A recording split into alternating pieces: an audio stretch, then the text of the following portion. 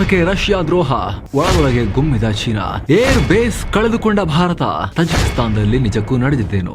ನಮಸ್ಕಾರ ಸ್ನೇಹಿತರೆ, ಮಸ್ತ್ ಮಗ ಚಾನಲ್ಗೆ ಸ್ವಾಗತ. ನಾನು ಅಮರ್ ಪ್ರಸಾದ್. ಪಾಲಿಟಿಕ್ಸ್ ಮತ್ತು ಸ್ವಾರ್ಥ ಒಂದೇ ನಾಣ್ಯದ ಎರಡು ಮುಖಗಳು ಅನ್ನೋದು ಪದೇ ಪದೇ ಸಾಬೀತಾಗ್ತಿರುತ್ತೆ. ಅದರಲ್ಲೂ ಈ ರಷ್ಯಾ ಮತ್ತು ಚೀನಾ ಅನ್ನೋ ಎರಡು ದುರಾಸೆಯ ರಾಷ್ಟ್ರಗಳನ್ನ ಭಾರತ ಯಾವತ್ತಿಗೂ ಪೂರ್ಣ ಪ್ರಮಾಣದಲ್ಲಿ 100% ನಂಬೋಕ್ ಹೋಗಬಾರದು. ಇವನ್ ರಷ್ಯಾನ ಕೂಡ ಅನ್ನೋದು ಮತ್ತೊಮ್ಮೆ ಈಗ ಸಾಬೀತಾಗಿದೆ. ಇತ್ತೀಚೆಗಷ್ಟೇ ಭಾರತ ತಜಿಕಿಸ್ತಾನದ ಆಯ್ನಿ ಏರ್ ಬೇಸ್ ನಿಂದ ಹೊರದಬ್ಬಲ್ಪಟ್ಟಿತ್ತು.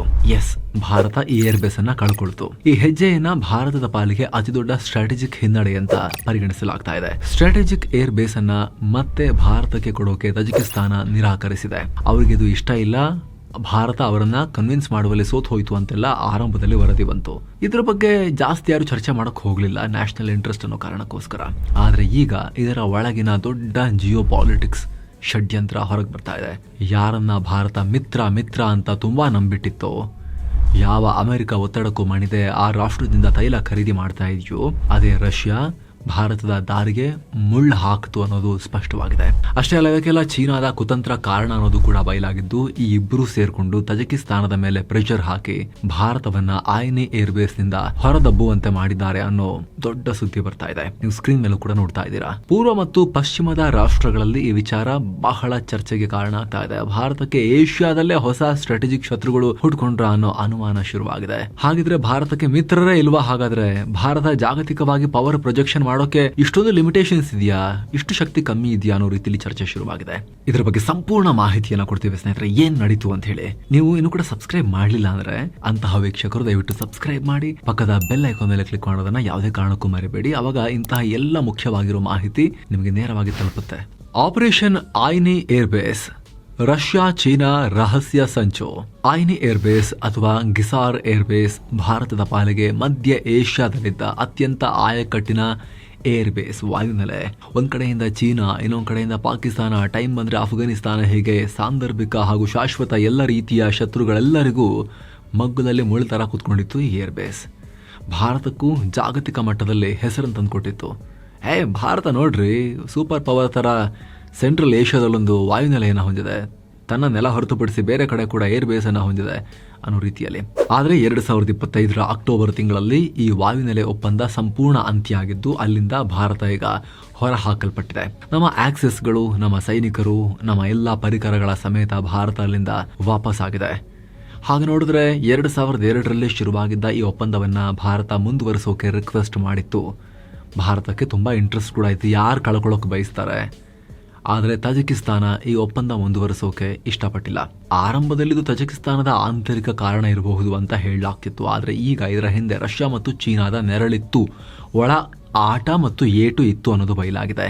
2021ರಲ್ಲೇ ಅಂದ್ರೆ ಈ ಒಪ್ಪಂದವನ್ನ ರಿನ್ಯೂವಲ್ ಮಾಡೋ ಟೈಮ್ನಲ್ಲೇ ಈ ಎರಡೂ ರಾಷ್ಟ್ರಗಳು ತಜಿಕಿಸ್ತಾನ ಮೇಲೆ ಪ್ರೆಷರ್ ಹಾಕಿದ್ರು.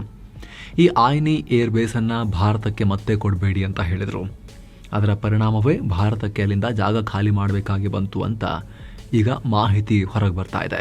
ಅಲ್ಲದೆ ಅದಕ್ಕೆಲ್ಲ ಚೀನಾ ಮತ್ತು ರಷ್ಯಾ ನಡುವಿನ ಗೆಳೆತನ, ಹಾಗೆ ಈ ದೇಶಗಳ ಮೇಲೆ ತಜಿಕಿಸ್ತಾನಕ್ಕಿರೋ ಡಿಪೆಂಡೆನ್ಸಿ ಕಾರಣ ಅಂತ ಹೇಳಲಾಗ್ತಿದೆ.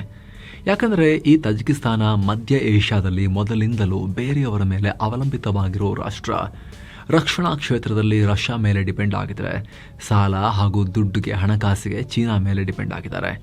ಲ್ಯಾಂಡ್ ಲಾಕ್ಡ್ ಕಂಟ್ರಿ ಆಗಿರೋ ತಜಿಕಿಸ್ತಾನಕ್ಕೆ ವ್ಯಾಪಾರ ಅಥವಾ ಯಾವುದೇ ರೀತಿಯ ಸಹಾಯ ಬೇಕಂದ್ರೂ ಕೂಡ ಇನ್ನೊಂದು ರಾಷ್ಟ್ರವನ್ನ ಡಿಪೆಂಡ್ ಆಗಬೇಕು. ಹೀಗಾಗಿ ಆ ದೌರ್ಬಲ್ಯವನ್ನ ಬಂಡವಾಳ ಮಾಡಿಕೊಂಡು ಚೀನಾ ಮತ್ತು ರಷ್ಯಾ ಇಬ್ರು ತಜಿಕಿಸ್ತಾನವನ್ನ ಕಾಂಟ್ಯಾಕ್ಟ್ ಮಾಡಿದ್ರು. ನಾನ್ ರೀಜನಲ್ ಮಿಲಿಟರಿಗೆ, ಅಂದರೆ ಈ ಭಾಗದ ಬಿಟ್ಟು ಹೊರ ರಾಷ್ಟ್ರದ ಯಾವುದೋ ಒಂದು ರಾಷ್ಟ್ರದ ಮಿಲಿಟರಿಗೆ ನೀವಿಲ್ಲಿ ಅವಕಾಶ ಮಾಡಿಕೊಡಬಾರ್ದು ಅಂತ ಇಬ್ರು ಸೇರಿ, ಪುಟಿನ್ ಮತ್ತು ಜಿನ್ಪಿಂಗ್ ಸೇರಿ ಪ್ರೆಷರ್ ಹಾಕಿದ್ರು. 2021ರಲ್ಲಿ ಲೀಸ್ ಎಕ್ಸ್ಟೆಂಡ್ ಮಾಡುವ ಮಾತುಕತೆ ಶುರುವಾದಾಗಲೇ ಈ ಪಿತೂರಿಯನ್ನ ಮಾಡಿದ್ರು. ಆಗ ಭಾರತಕ್ಕೆ ಲೀಸ್ ಅವಧಿ ಮುಗಿದಿರೋ ಬಗ್ಗೆ ತಜಿಕಿಸ್ತಾನ ಇನ್ಫಾರ್ಮ್ ಮಾಡ್ತು. ನಾವಿದನ್ನ ಕಂಟಿನ್ಯೂ ಮಾಡಲ್ಲ ಅಂತ ಹೇಳ್ತು. ಈಗ ಅದು ಕಂಪ್ಲೀಟ್ ಆಗಿದ್ದು, ಎಲ್ಲ ಒಪ್ಪಂದ ಸ್ಥಗಿತಗೊಂಡಿದೆ. ತಜಿಕಿಸ್ತಾನ ಆಯ್ನಿ ಏರ್ ಬೇಸ್ ನಿಂದ ಭಾರತ ಈಗ ಹೊರ ಹಾಕಲ್ಪಟ್ಟಿದೆ. ಈ ಮೂಲಕ ರಷ್ಯಾ ಚೀನಾ ಇಬ್ಬರೂ ಸೇರಿ ಈ ಗೇಮ್ ಮಾಡಿ ಅದರಲ್ಲಿ ಯಶಸ್ವಿಯಾಗಿದ್ದಾರೆ. ಇನ್ನು ವರದಿಯಲ್ಲಿ ಮುಂದುವರಿಯುವ ಮುನ್ನ 7 Sands ಟೂರಿಸಂ ಕಂಪನಿ ಪುರಿ ಜಗನ್ನಾಥಕ್ಕೆ ಹೊಸ ಟ್ರಿಪ್ ಅನ್ನ ಆಯೋಜನೆ ಮಾಡಿದೆ. 3 ನೈಟ್ 4 ಡೇ ಟ್ರಿಪ್ ಇದು. ಪುರಿ ಜಗನ್ನಾಥ, ಕೋನಾರ್ಕ, ಬಿರಾಜದೇವಿ ಶಕ್ತಿಪೀಠ, ಭುವನೇಶ್ವರ್, ಧೌಲಿ, ಉದಯಗಿರಿ ಮತ್ತು ಸ್ಕಂದಗಿರಿ, ಕಟಕ್ ಎಲ್ಲ ಹೋಗೋದಿರುತ್ತೆ. ಕೇವಲ 31,700 ರೂಪಾಯಿ ಮಾತ್ರ. ಹೊರಡೋ ದಿನ ಡಿಸೆಂಬರ್ 9, 2025. ಆಸಕ್ತರು ಈ ನಂಬರ್ಗೆ ಕಾಲ್ ಮಾಡಿ. ಬನ್ನಿ ಈಗ ವರದಿಯಲ್ಲಿ ಮುಂದುವರಿಯೋಣ. ಹಾಗಿದ್ರೆ ಇದಕ್ಕೆ ಕಾರಣ ಏನು? ಭಾರತವನ್ನ ಈ ರೀತಿ ಹೊರ ಹಾಕೋಕೆ ಚೀನಾಗೆ ಏನೋ ಇಂಟ್ರೆಸ್ಟ್ ಇರಬಹುದು, ಆದ್ರೆ ಪುಟಿನ್ ಏನಕ್ಕೆ ಮಿತ್ರ ಅಂತ ಹೇಳ್ತಾರಲ್ವಾ ರಷ್ಯಾ. ಸ್ನೇಹಿತರೆ, ಹಾಗೆ ನೋಡಿದ್ರೆ ಇದೇ ಏರ್ಬೇಸ್ ಅನ್ನ ನಾಳೆ ರಷ್ಯಾ ಯೂಸ್ ಮಾಡ್ಕೊಳ್ಳೋಕು ಭಾರತ ತಜಿಕಿಸ್ತಾನ ಬೇಡ ಅಂತಿರ್ಲಿಲ್ಲ. ಯಾಕಂದ್ರೆ ಈ 3 ರಾಷ್ಟ್ರಗಳ ನಡುವೆ ಒಳ್ಳೆ ಸಂಬಂಧ ಇದೆ. ಸೊ ಇಷ್ಟಾದರೂ ರಷ್ಯಾ ಯಾಕೆ ಚೀನಾ ಜೊತೆ ಸೇರ್ಕೊಂಡು ಭಾರತವನ್ನ ಅಲ್ಲಿಂದ ಹೊರ ಹಾಕೋಕೆ ಲಾಬಿ ಮಾಡ್ತು ಅನ್ನೋ ಪ್ರಶ್ನೆ ಮೂಡುತ್ತೆ. ಅದಕ್ಕೂ ಚೀನಾನೇ ಕಾರಣ ಅಂತ ಗೊತ್ತಾಗ್ತಾ ಇದೆ. ಆಯ್ನಿ ಏರ್ಬೇಸ್ ಚೀನಾದ ಶಿಂಜಿಯಾಂಗ್ ಪ್ರಾಂತ್ಯಕ್ಕೆ ಹತ್ತಿರದಲ್ಲಿದ್ದು ಈ ಭಾಗದಲ್ಲಿ ಚೀನಾಗೆ ದೊಡ್ಡ ಚಾಲೆಂಜರ್ ಆಗಿತ್ತು. ಭಾರತದಂತಹ ದೊಡ್ಡ ಎದುರಾಳಿ ತನ್ನ ಹಿತ್ತಲಲ್ಲಿ ಬಂದು ಇನ್ನೊಂದು ಸೈಡಿಂದ ಕವರ್ ಮಾಡೋದನ್ನ ಚೀನಾ 20 ವರ್ಷಗಳಿಂದ ಸಹಿಸ್ತಾ ಇರಲಿಲ್ಲ. ಉರಿ ಆಗ್ತಾ ಇತ್ತು ಡ್ರ್ಯಾಗನ್ಗೆ. ಹಾಗೆ ತಜಿಕಿಸ್ತಾನ್ನಲ್ಲಿ ಚೀನಾ ದೊಡ್ಡ ಯೋಜನೆಗಳನ್ನು ಹಾಕೊಂಡಿದೆ. ಅದೆಲ್ಲವನ್ನ ಭಾರತದ ಇನ್ಫ್ಲೂಯೆನ್ಸ್ ಪ್ರಭಾವಿಸ್ತಾ ಇತ್ತು. ಅಲ್ಲಿ BRI ಕಾರಿಡಾರ್, ಪಾಮೀರ್ ರೀಜನ್ ಅಲ್ಲಿರೋ ಒಂದಷ್ಟು ಯೋಜನೆಗಳು, ಹಾಗೆ ಬಾರ್ಡರ್ ಸೆಕ್ಯೂರಿಟಿ ಅಂತ ಬಂದಾಗ ಚೀನಾಗೆ ಭಾರತದ ವಾಯುನೆಲೆ ಸಂಕಟ ಕೊಡ್ತಾ ಇತ್ತು. ಅದರ ಪಕ್ಕದಲ್ಲೇ ಇವೆಲ್ಲ ಹಾದು ಹೋಗ್ತಾ ಇತ್ತು. ಹೀಗಾಗಿ ರಷ್ಯಾದ ಮಾತನ್ನ ಕೇಳೋ ತಜಿಕಿಸ್ತಾನವನ್ನ ಭಾರತದಿಂದ ದೂರ ಮಾಡೋಕೆ ಚೀನಾ ಪ್ಲಾನ್ ಮಾಡ್ತು ಅಂತ ಗೊತ್ತಾಗಿದೆ. ಸದ್ಯ ರಷ್ಯಾ, ಚೀನಾ, ಭಾರತ ಇಬ್ಬರೊಟ್ಟಿಗೂ ಒಳ್ಳೆ ಸಂಬಂಧ ಇಟ್ಕೊಂಡಿದ್ರು ಕೂಡ ಇತ್ತೀಚೆಗೆ ಭಾರತನ ಚೀನಾನ ಅಂತ ಬಂದಾಗ ರಷ್ಯಾ ಚೀನಾ ಕಡೆ ಜಾಸ್ತಿ ವಾಲ್ತಾ ಇದೆ. ಚೀನಾದ ದುಡ್ಡು, ಚೀನಾದ ವಸ್ತುಗಳು, ಚೀನಾದ ವ್ಯಾಪಾರ ಎಲ್ಲದರ ಮೇಲೂ ಕೂಡ ರಷ್ಯಾ ಡಿಪೆಂಡ್ ಆಗಿದೆ. ರಷ್ಯಾದ ಅರ್ಧದಷ್ಟು ಆಮದು ರಫ್ತು ಚೀನಾ ಜೊತೆಗೆ ಆಗ್ತಾ ಇದೆ. ಯುಕ್ರೇನ್ ಯುದ್ಧ ಶುರುವಾದ ನಂತರ ಚೀನಾ ಇನ್ನಷ್ಟು ಹತ್ತಿರ ಆಗಿದೆ. ಹೀಗಾಗಿ ಚೀನಾದ ಮಾತನ್ನ ಕೇಳಿ ರಷ್ಯಾ ತಜಿಕಿಸ್ತಾನಕ್ಕೆ ಭಾರತಕ್ಕೆ ಜಾಗ ಕೊಡಬೇಡಿ ಅಂತ ಹೇಳಿ ಪ್ರೆಷರೈಸ್ ಮಾಡ್ತು ಅಂತ ಹೇಳಿ ವರದಿಯಾಗ್ತಾ ಇದೆ. ಅಲ್ಲದೆ ಅಮೆರಿಕ ಭಾರತ ಸಂಬಂಧ ಗಟ್ಟಿಯಾಗ್ತಿರೋದು ಕೂಡ ರಷ್ಯಾವನ್ನ ಚೀನಾ ಕಡೆಗೆ ಇನ್ನಷ್ಟು ಜಾಸ್ತಿ ವಾಲೋ ರೀತಿ ಮಾಡ್ತಾ ಇದೆ. ಏನೋ ಸ್ನೇಹಿತರೆ, ಒಂದು ಸಣ್ಣ ರಿಮೈಂಡರ್, ಮಸ್ತ್ಮಗ ಪ್ರೀಮಿಯಂ ಮೆಂಬರ್ಶಿಪ್ ಬಗ್ಗೆ. ದಿನಕ್ಕೆ ₹1 ಕಮ್ಮಿ ದರದಲ್ಲಿ ನೀವು ಕೂಡ ಮೆಂಬರ್ ಆಗ್ಬೋದು. ಅಲ್ಲಿ ಮೆಂಬರ್ಸ್ ಓನ್ಲಿ ಎಕ್ಸ್ಕ್ಲೂಸಿವ್ ವಿಡಿಯೋಸ್ ಮತ್ತು ಲೈವ್ ಇಂಟರಾಕ್ಷನ್ಸ್ ಮೆಂಬರ್ಸ್ಗೆ ಸಿಗುತ್ತೆ. ಆ ವಿಡಿಯೋಸ್ಗೆ ನಮ್ಮ ಚಾನಲ್ ಕಡೆಯಿಂದ ಹಾಕೋ ಯಾವುದೇ ಎಕ್ಸ್ಟ್ರಾ ಆಡ್ಸ್ ಇರೋದಿಲ್ಲ. ಇದರಿಂದ ನೀವು ತಗೊಳ್ಳೋ ಒಂದೊಂದು ಮೆಂಬರ್ಶಿಪ್ನಿಂದ ನಾವು ಇನ್ನಷ್ಟು ಉತ್ತಮ ಗುಣಮಟ್ಟದಲ್ಲಿ ಕೆಲಸ ಮಾಡೋಕೆ ನೀವು ನಮಗೆ ಶಕ್ತಿ ಕೊಟ್ಟಂತೆ ಕೂಡ ಆಗುತ್ತೆ ನಮ್ಮ ಟೀಮ್ಗೆ. ಆಂಡ್ರಾಯ್ಡ್ ಯೂಸರ್ಸ್ ಆಸಕ್ತರು ಜಾಯಿನ್ ಬಟನ್ ಮೇಲೆ ಕ್ಲಿಕ್ ಮಾಡಿ ವಿಡಿಯೋ ಕೆಳಗಡೆ. ಆಪಲ್ ಯೂಸರ್ಸ್ ಆಗಿದ್ರೆ ಡಿಸ್ಕ್ರಿಪ್ಷನ್ ಮತ್ತು ಪಿನ್ ಕಾಮೆಂಟ್ ಅನ್ನ ಚೆಕ್ ಮಾಡಿ. ಬನ್ನಿ ಈಗ ವರದಿಯಲ್ಲಿ ಕಂಟಿನ್ಯೂ ಮಾಡೋಣ. ಪರಿಣಾಮ ಏನು? ಡೆಫಿನೆಟ್ಲಿ 3 ರಾಷ್ಟ್ರಗಳ ಸಂಬಂಧದಲ್ಲಿ ಒಂಚೂರು ಮತ್ತೆ ಅಪನಂಬಿಕೆ ಬೀಳಲಾಗುತ್ತೆ. ರಷ್ಯಾ, ಇಂಡಿಯಾ, ಚೈನಾ, RIC ಈ ಇನಿಷಿಯೇಟಿವ್ಗೂ ಕೂಡ ಸಮಸ್ಯೆ ಆಗ್ಬೋದು. ಅದು ಒಂದ್ ಕಡೆ. ಆದ್ರೆ ಅದಕ್ಕಿಂತ ಹೆಚ್ಚು ಭಾರತದ ಹಿತಾಸಕ್ತಿಗೆ, ಕನಸಿಗೆ ಇದರಿಂದ ಧಕ್ಕೆಯಾಗುತ್ತೆ. ಯಾಕಂದ್ರೆ ಭಾರತ ಇದನ್ನ ತುಂಬಾ ಕ್ಯಾಲ್ಕುಲೇಷನ್ ಮಾಡಿಕೊಂಡು ಕಟ್ಕೊಂಡಿತ್ತು, ತುಂಬ ಭರವಸೆ ಇಟ್ಕೊಂಡಿತ್ತು. ಕಾರ್ಗಿಲ್ ವಾರ್ ಆದ ನಂತರ ಯಾವಾಗ ಬೇಕಾದರೂ ಪಾಕ್ ಜೊತೆಗೆ ನಾವು ಯುದ್ಧ ಮಾಡಬೇಕಾಗಿ ಬರಬಹುದು ಅನ್ನೋ ವಾಸ್ತವ ಭಾರತಕ್ಕೆ ಗೊತ್ತಾದ ಮೇಲೆ ಪಾಕಿಸ್ತಾನವನ್ನು ಮತ್ತೊಂದು ಭಾಗದಿಂದ ಸುತ್ತುವರಿಯೋಕೆ ಭಾರತ ಪ್ಲಾನ್ ಮಾಡಿಕೊಂಡಿತ್ತು. ಜೊತೆಗೆ ಅಮೆರಿಕ ಅಫ್ಘಾನಿಸ್ತಾನದ ಮೇಲೆ ದಾಳಿ ಮಾಡಿದ ನಂತರ ನಾವು ಪ್ರಭಾವ ಬೆಳೆಸ್ಕೊಳ್ಬೇಕು ಅಂದ್ರೆ ಇಂತಹ ವಾಯುನೆಲೆಗಳ ಅಗತ್ಯ ಇದೆ ಅಂತ ಭಾರತ ಭಾವಿಸಿತ್ತು. ಹೀಗಾಗಿ ಅವತ್ತಿನ ಅಟಲ್ ಬಿಹಾರಿ ವಾಜಪೇಯಿ ಅವರ ಸರ್ಕಾರ ತಜಿಕಿಸ್ತಾನ್ನಲ್ಲಿ ಈ ವಾಯುನೆಲೆಯನ್ನ ಲೀಸ್ಗೆ ಪಡ್ಕೊಂಡು ಡೆವಲಪ್ ಮಾಡಿಕೊಂಡ್ರು. ಮಿನಿಸ್ಟ್ರಿ ಆಫ್ ಎಕ್ಸ್ಟರ್ನಲ್ ಅಫೇರ್ಸ್ ಅಂದ್ರೆ ವಿದೇಶಾಂಗ ಇಲಾಖೆ ಮತ್ತು ನಮ್ಮ ಸೆಕ್ಯೂರಿಟಿ ಎಸ್ಟಾಬ್ಲಿಷ್ಮೆಂಟ್ ಮತ್ತು ಇವರೆಲ್ಲ ಸೇರಿ ಈ ಜಾಗವನ್ನು ಆಯ್ಕೆ ಮಾಡ್ಕೊಂಡಿದ್ರು. ಆಯ್ನಿ ದುಶಾಂಬೆಯಿಂದ ಅಂದ್ರೆ ತಜಿಕಿಸ್ತಾನ್ ರಾಜಧಾನಿಯಿಂದ ತುಂಬಾ ಹತ್ತಿರದಲ್ಲಿತ್ತು. ಹಾಗೆ ಅಫ್ಘಾನಿಸ್ತಾನಕ್ಕೂ ಕ್ಲೋಸ್ ಪ್ರಾಕ್ಸಿಮಿಟಿಯನ್ನ ಹೊಂದಿತ್ತು. ಜೊತೆಗೆ ತಜಿಕಿಸ್ತಾನ್ POKನಿಂದ ಜಸ್ಟ್ 20 ಕಿಲೋಮೀಟರ್ ದೂರದಲ್ಲಿದೆ.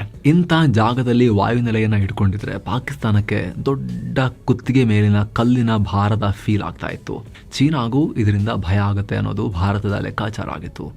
ಇದೇ ಕಾರಣಕ್ಕೆ ಭಾರತ ಆ ಕಾಲಕ್ಕೆ $100 ಮಿಲಿಯನ್ ಹಣವನ್ನು ಸುರಿದು ಏರ್ಫೀಲ್ಡ್ ನಿರ್ಮಾಣ ಮಾಡಿತು. 3.5 ಕಿಲೋಮೀಟರ್ ಉದ್ದದ ದೊಡ್ಡ ರನ್ವೇಯನ್ನು ನಿರ್ಮಿಸಿ ಎಂತಹದ್ದೇ ವಿಮಾನ ಬಂದರೂ ಲ್ಯಾಂಡ್ ಆಗೋ ರೀತಿ ವ್ಯವಸ್ಥೆ ಮಾಡಿಕೊಂಡಿತ್ತು. ವಿಮಾನದ ಹ್ಯಾಂಗರ್ಗಳು, ತೈಲಾಗಾರಗಳು, ಮೇಂಟೆನೆನ್ಸ್ ಫೆಸಿಲಿಟಿ ಹೀಗೆ ಸಂಪೂರ್ಣವಾಗಿ ಎಲ್ಲವನ್ನ ಕಟ್ಟಿತು. ಖುದ್ದು ಭಾರತದ ವಿದೇಶಾಂಗ ಇಲಾಖೆ ಮೂಲಕ ದುಡ್ಡನ್ನು ಕೊಡಲಾಗಿತ್ತು. ಆಗ ಏರ್ ಫೋರ್ಸ್ನ ಗ್ರೂಪ್ ಕ್ಯಾಪ್ಟನ್ ಆಗಿದ್ದ ನಸೀಂ ಅಖ್ತರ್ ಅವ್ರನ್ನ ಈ ಏರ್ ಬೇಸ್ ಕಟ್ಟೋಕೆ ಮುಂದೆ ಬಿಡಲಾಗಿತ್ತು. ಅದಾದ್ಮೇಲೆ ಮಾಜಿ ಏರ್ ಚೀಫ್ ಮಾರ್ಷಲ್ ಧನೋವಾ ಅಂದ್ರೆ ಆಗ ಅವರು ಗ್ರೂಪ್ ಕ್ಯಾಪ್ಟನ್ ಆಗಿದ್ರು. ಅವರು ಇದರ ನಿರ್ಮಾಣಕ್ಕೆ ತುಂಬಾ ಶ್ರಮ ಹಾಕಿದ್ರು. ಎಂದಿನಂತೆ ಅವತ್ತು ಕೂಡ ಅಜಿತ್ ದೋವಲ್ ಇದರ ಹಿಂದೆ ಮಾಸ್ಟರ್ ಮೈಂಡ್ ಆಗಿ ಕೆಲಸ ಮಾಡಿದ್ರು. ಇವ್ರ ಜೊತೆಗೆ ಕರ್ನಾಟಕ ಮೂಲದ ಅವತ್ತಿನ ರಕ್ಷಣಾ ಮಂತ್ರಿಯಾಗಿದ್ದ ಜಾರ್ಜ್ ಫರ್ನಾಂಡಿಸ್ ಸಾಕಷ್ಟು ಶ್ರಮ ಹಾಕಿದ್ರು.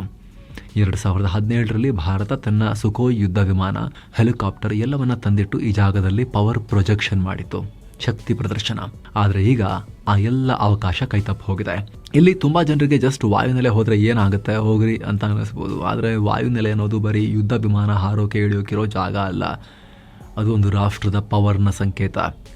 ಅದರಲ್ಲೂ ವಿದೇಶಿ ನೆಲದಲ್ಲಿ ನಮ್ಮ ವಾಯುನೆಲೆ ಬರುತ್ತೆ ಅಂತ ಹೇಳಿದ್ರೆ ಅದು ಇನ್ನು ಸ್ವಲ್ಪ ಜಾಸ್ತಿನೇ ಪವರ್ನ ಸಂಕೇತ. ನಮ್ಮ ಸ್ಟ್ರಾಟಜಿಗಳಿಗೆ, ನಮ್ಮ ಹಿತಾಸಕ್ತಿಗಳಿಗೆ, ನಮ್ಮ ಕಾರ್ಯಾಚರಣೆಗಳಿಗೆ ಅದು ಹೆಲ್ಪ್ ಮಾಡ್ತಾ ಇತ್ತು. ಶತ್ರುಗಳ ಮೇಲೆ ಪ್ರೆಷರ್ ಕ್ರಿಯೇಟ್ ಮಾಡ್ತಾ ಇತ್ತು. ಭಾರತದ ಪ್ರಭಾವ ಮತ್ತು ವಿದೇಶಾಂಗ ಸಂಬಂಧಗಳನ್ನು ಪ್ರತಿಬಿಂಬಿಸ್ತಾ ಇತ್ತು. ರಾ ಸೇರಿ ಭಾರತದ ಹಿತ ಕಾಯುವ ನಮ್ಮ ಗುಂಪುಗಳಿಗೆ ಅವು ಲಾಜಿಸ್ಟಿಕಲ್ ಸಪೋರ್ಟ್ ಆಗಿ ಕೆಲಸ ಮಾಡ್ತಾ ಇದ್ವು. ಹೀಗಾಗಿ ಈ ನೆಲೆಯನ್ನು ಭಾರತದ ಸ್ಟ್ರಾಟಜಿಗೆ ಬಿದ್ದ ದೊಡ್ಡ ಹೊಡೆತ ಅಂತ ವಿಶ್ಲೇಷಣೆ ಮಾಡಲಾಗ್ತಿದೆ. ವಿಪಕ್ಷ ಕಾಂಗ್ರೆಸ್ ಕೂಡ ಇದು ಭಾರತದ ಸ್ಟ್ರಾಟಜಿಕ್ ಡಿಪ್ಲೊಮಸಿಯ ಫೇಲ್ಯೂರ್ ಅಂತ ಕರೆದಿದೆ. ಹಾಗೆ ನೋಡಿದ್ರೆ ತಜಿಕಿಸ್ತಾನ್ನಲ್ಲಿ ಭಾರತದ ಇನ್ನೊಂದು ಏರ್ ಬೇಸ್ ಕೂಡ ಇತ್ತು. ಅದನ್ನು ಫಾರ್ಖೋರ್ ಏರ್ ಬೇಸ್ ಅಂತ ಕರಿತಾ ಇದ್ರು. ಅದಕ್ಕೆ 2005ರಲ್ಲಿ $10 ಮಿಲಿಯನ್ ಖರ್ಚಾಗಿತ್ತು. ಅಲ್ಲಿ ಈ ಮುಂಚೆ ಭಾರತ ಮಿಗ್ ವಿಮಾನಗಳನ್ನು ಇಟ್ಟಿತ್ತು. ಆದರೆ 2008ರಲ್ಲಿ ಇದು ಸ್ಥಗಿತಗೊಂಡ ನಂತರ ಭಾರತ ಪೂರ್ತಿಯಾಗಿ ಈ ಗಿಸಾರ್ ಅಥವಾ ಆಯ್ನಿ ಏರ್ ಬೇಸ್ಗಳಿಗೆ ಫೋಕಸ್ ಮಾಡಿತ್ತು. ಈಗ ಅದು ಕೂಡ ಮುಚ್ಚಿದೆ. ಆದರೆ ಭಾರತದ ಸೆಕ್ಯೂರಿಟಿ ಎಸ್ಟಾಬ್ಲಿಷ್ಮೆಂಟ್ ಇದಕ್ಕೆ ಯಾವ ರೀತಿಯ ಉತ್ತರ ಹುಡುಕುತ್ತೆ ಅನ್ನೋದನ್ನು ನೋಡಬೇಕು.